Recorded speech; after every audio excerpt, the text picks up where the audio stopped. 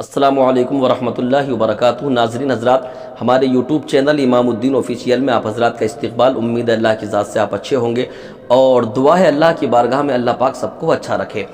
چادر اوڑھ کے نماز پڑھنا اس طریقے سے کہ ہاتھ بھی بالکل اندر ہوں، جائز ہے یا نہیں؟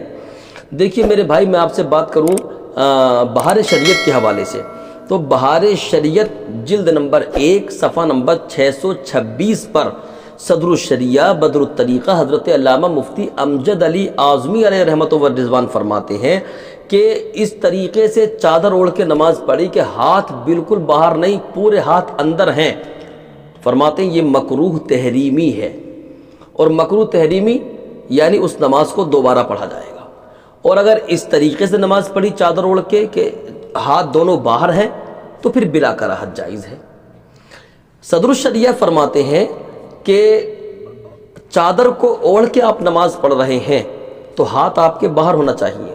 ٹھنڈ کے موسم میں بہت سارے لوگ اور خاص کر بزرگ حضرات چادر اوڑھ کے نماز پڑھتے ہیں، تو چادر اوڑھ کے نماز پڑھنا منع نہیں ہے، چادر اوڑھ کے آپ نماز پڑھ سکتے ہیں، لیکن اس میں یہ خیال رہے کہ اس کے دونوں کونے لٹکے ہوئے نہ ہوں۔ اور ارشاد فرمایا گیا کہ چادر میں ہاتھ بالکل اندر نہ ہو، ہاتھ باہر ہوں اور کونے لٹکے ہوئے نہ ہوں، تو اس طریقے سے چادر اوڑھ کے نماز پڑھنا جائز ہے۔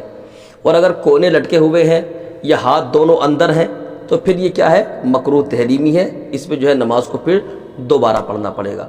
تو اس سے بہتر یہی ہے کہ تھوڑی دیر کے لیے اگر چادر کو ہٹا دیا جائے تو یہ زیادہ بہتر ہے۔ اگر تھوڑی دیر کے لیے، جتنی دیر آپ نماز پڑھ رہے ہیں اتنی دیر کے لیے اگر چادر کو ہٹا دیں تو یہ زیادہ بہتر ہے۔ ہم منع نہیں کرتے کہ چادر اوڑھ کر نماز پڑھنا منع ہے، ایسا نہیں، چادر اوڑھ کے آپ نماز پڑھ سکتے ہیں، لیکن اس میں احتیاط بہت زیادہ ہے، سمجھ رہے ہیں؟ تو اس لیے اگر آپ چادر اوڑھ کے نماز پڑھ رہے ہیں تو احتیاط کریں۔ احتیاط کیا ہے کہ آپ کے دونوں کونے جو ہیں وہ لٹکے ہوئے نہ ہوں چادر کے، ہے نا، اٹھا کے اوپر رکھ لیں۔ اور دوسری چیز کہ آپ کے ہاتھ جو بندھے ہوئے، جو آپ کی نیت بندھی ہوئی ہے، وہ دونوں ہاتھ بالکل باہر ہوں، چادر کے اندر چھپے ہوئے نہ ہوں۔ اس طریقے سے نماز پڑھ رہے ہیں چادر اوڑھ کے تو نماز پڑھنا جائز ہے۔ اللہ پاک ہم سب کو عمل خیر کی توفیق عطا کرے۔ استغفر اللہ ربی من کل ذنب واتوب الیہ وما علینا الا البلاغ۔